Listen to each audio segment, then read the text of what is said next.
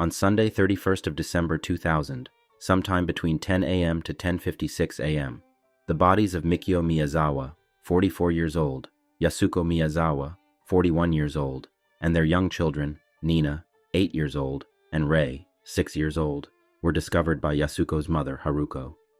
The family home was located in Setagaya, in the western suburbs of Tokyo. The parents, along with Nina, had been fatally stabbed, while 6-year-old Rei was cruelly strangled. What followed after the murders has puzzled the police and the world alike. The demise of the Miyazawa family is as mysterious as ever, more than 23 years later. For many around the world, Christmas is a period of festivities, with exchange of gifts and spending time with loved ones. In Japan, it's New Year's Eve that's an important occasion, known as Omisoka. It's a day of hope, ushering in the new year, wishing for happiness and prosperity. Unfortunately for the Miyazawa family, what was supposed to be a joyous occasion turned into the worst day of their lives. Mikio worked for Interbrand, a London-based marketing company with offices around the world. Mikio worked from home. His wife, Yasuko, was a teacher. The family was completed by their 2 young children, Nina and Rei. Rei had a speech impediment, which the family deeply worried about and sought professional help. The family lived in a quiet suburb, close to Soshigaya Park. Their residence spanned over 3 floors, and the entire building was split into 2. One half of the building was occupied by the family, with the other by the grandmother, Haruko.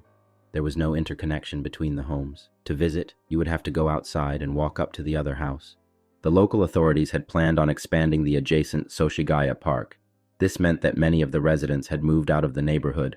Reluctantly, the Miyazawa family planned on moving house sometime in 2001. Unfortunately, they never got the chance. There was a sense of sadness for the family. The neighborhood they loved was now almost deserted, with around 4 families remaining. Some 150-odd families had all moved out due to the planned expansion. The Soshigaya Park was becoming noisier by the month, with skaters enjoying the facilities. In the weeks leading up to the brutal murders, Mikio had clashed with some skaters, annoyed at the level of noise they were making in the park. The Miyazawa family planned to celebrate New Year's Eve at home. On the evening of the 30th, at around 7 p.m., Yasuko made a phone call to her mother, Haruko. Haruko asked if the kids wanted to come over and spend some time next door. Little Rei stayed at home, but Nina went to visit her grandmother. Nina returned home that evening, around 9:30 p.m.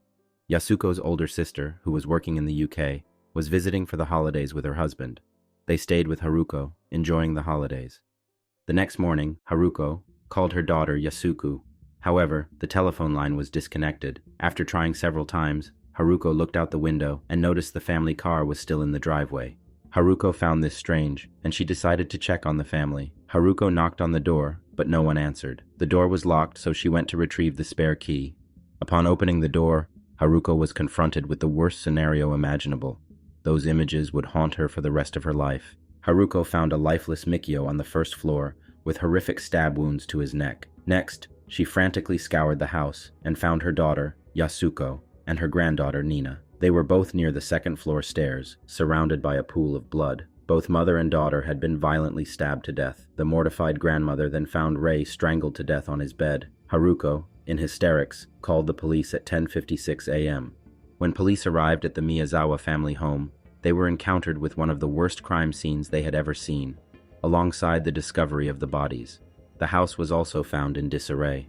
There were documents thrown all over the floor, with cabinet drawers left open. For some reason, the killer dumped some of the documents into the bathroom tub. It also looked like there was potentially vital evidence left in the bathtub, a bloodied bandage.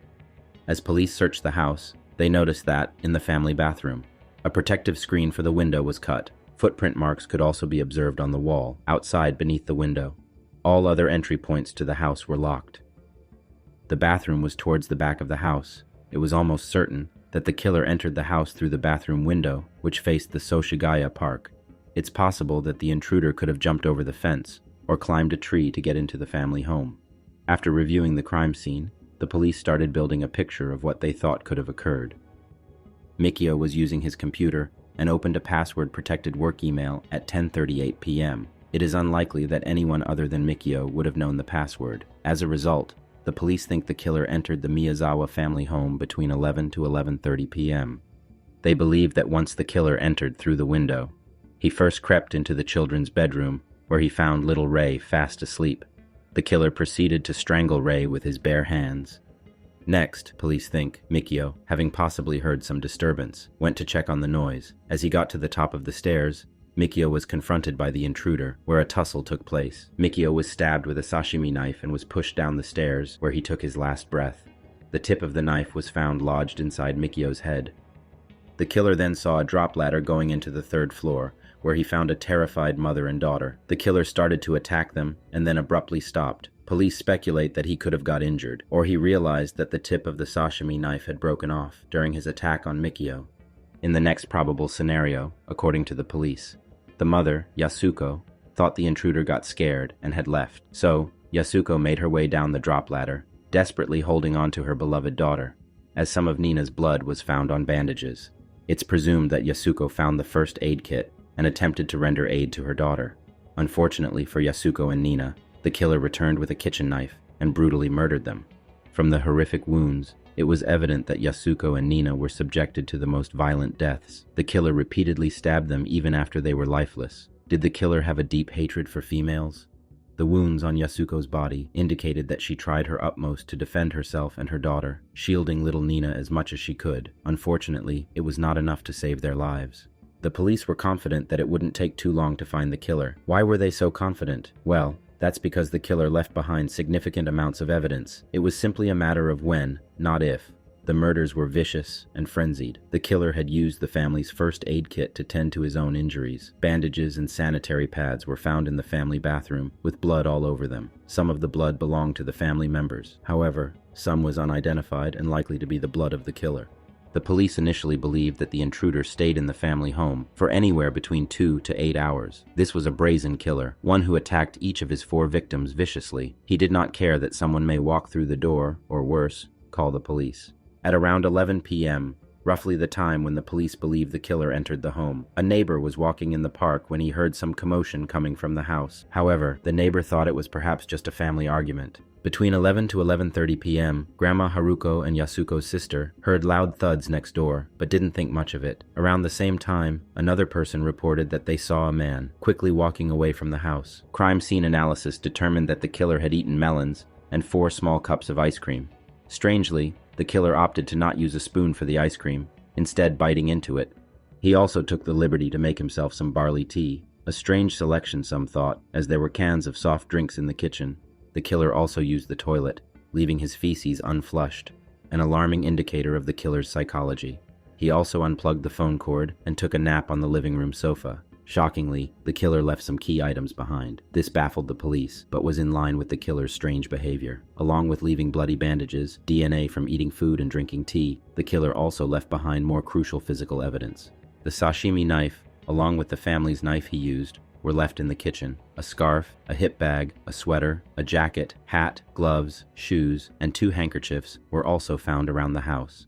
Following the murders, a taxi driver reported that he picked up 3 middle-aged male passengers. The driver stated that the journey felt tense as the men remained eerily quiet during the journey. Around midnight, the 3 men were dropped off at a nearby station, close to the crime scene. The driver reported that one of the men had an injury and that there was a blood stain left in the back seat. However, when police tested the back seat, they found that the stain was chocolate. In the early hours after the murders, a woman was driving past Soshigaya Park and reported that a man jumped out in front of her car. She noticed the man had blood on the back of his hand. Around 5:25 a.m., a man, thought to be in his 30s, went into a medical office near Tobuniko Station, almost 2 hours away from the crime scene.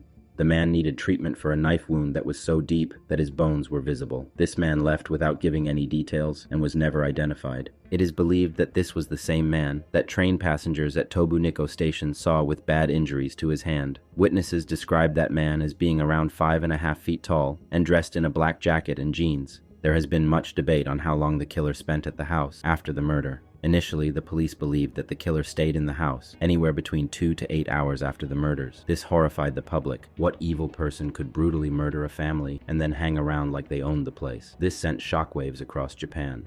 The timeline was first devised through review of Mikio's computer. The police knew Mikio was using his computer at 10:38 p.m. as he accessed a password-protected work email. The next computer activity was recorded at 1:18 a.m. It's most likely that this was the killer, as records show that he tried and failed to purchase some theater tickets using Mikio's credit card, as well as the website linked to Yasuko's teaching job. It appeared that the killer only accessed bookmarked websites. The computer connections indicated that the killer had to be in the house sometime after 10:38 p.m. on the 30th of December and was still present at 1:18 a.m. into the early hours of the 31st of December. The last computer connection was approximately 10 a.m. on the 31st. This is why the police initially believed the killer was in the house overnight. However, some years later, the police changed their theory and now believe that the 10 a.m. computer connection was more likely to have been the grandmother, Haruko, inadvertently moving the mouse when she discovered the bodies. This then begs the question, why did the grandmother call the police at 10:56 a.m. if she had discovered the bodies around 10 a.m.? This was never clarified by the police. Nevertheless, what we know for sure is that the killer was at the house at 1:18 a.m. in the early hours of the 31st of December. As news spread across Japan, the entire country was in shock. Who could have committed such brutality? The police launched a massive investigation to hunt down the killer, and, with the amount of evidence at the scene, they expected it would not take long to apprehend the cold-hearted murderer.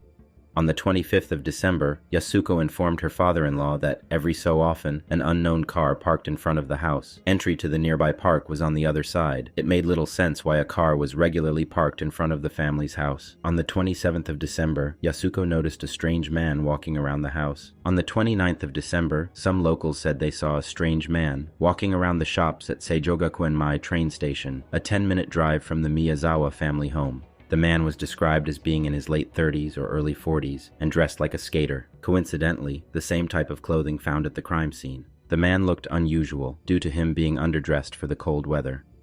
On that day, at a nearby supermarket, one sashimi knife was sold to an unknown male. On the night of the murder, earlier in the day, a neighbor said that he saw a stranger walking around the family home. The witness's description of the man included a hip bag, a scarf, and white Slazenger-type shoes. The description matched a lot of the evidence found at the crime scene. Around 6 months before the murders, police received several complaints about animals being mutilated and left in the park next to the Miyazawa family home. However, this lead quickly came to an end, as police found the individual responsible for mutilating the animals. The individual was in fact a bank worker, and there was no DNA matches to the Miyazawa crime scene.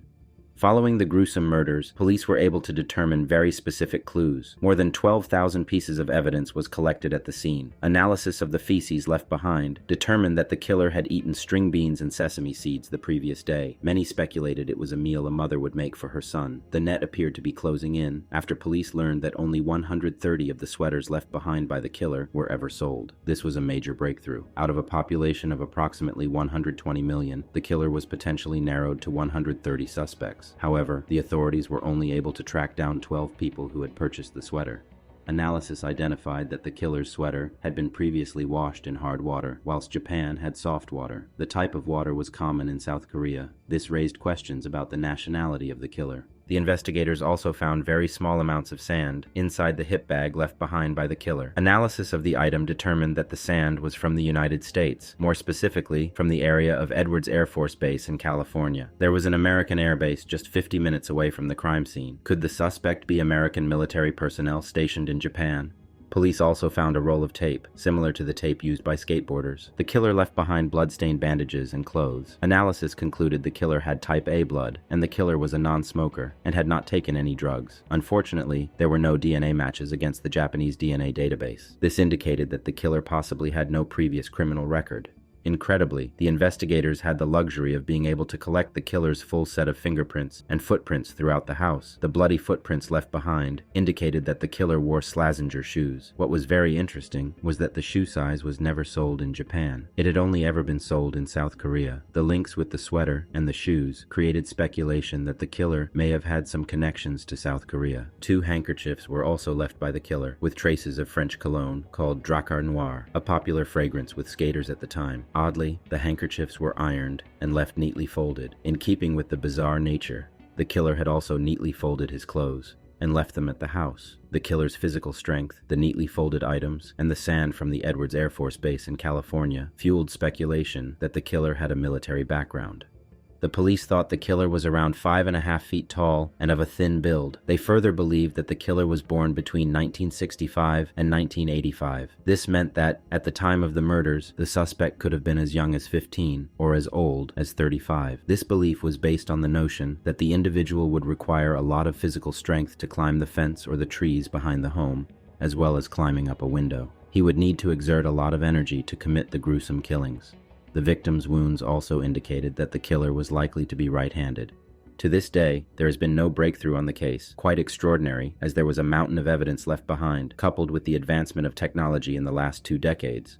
There is much confusion surrounding the DNA analysis. Some say the DNA analysis that has been reported on is pure speculation. Others claim that some of the information was leaked without authorization. Speculation surrounding the DNA analysis alleges that the killer is possibly a mixed-race male. Reports suggest that the killer's maternal side is from European descent, possibly from a South European country near the Mediterranean or Adriatic Sea. The paternal side apparently from East Asian descent. The DNA allegedly showed the genes could be found in one of 5 men from Korean descent, 1 in 10 Chinese men, and 1 in 13 Japanese. Through analysis of the DNA, it was reported that the authorities favored the idea that the killer was a foreigner, not to forget that the thought of the killer being Japanese was hard to stomach. The Japanese authority allegedly requested support from South Korea to help them potentially identify the killer through DNA matching against the Korean database. However, it is rumored that South Korea did not provide assistance. It is important to stress that there still continues to be differing reports as to the authenticity regarding the DNA results. There was also some speculation that the killer may have been an American military personnel who, at the time, was based in Japan. In fact, the Yokota Air Base is located only 50 minutes away from the crime scene. This idea was supported by the traces of sand found in the hip bag, which was determined to have come from an American air base in California.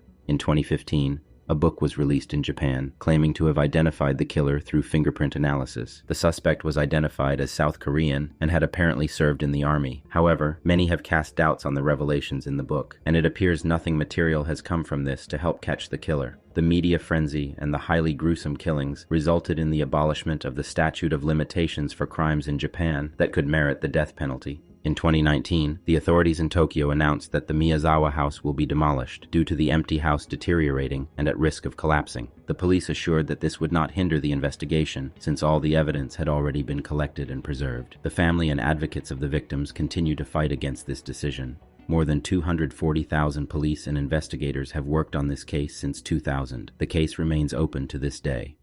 Please subscribe, hit the like button, and leave your thoughts below. I am working on other crime stories as you watch this. So, until next time,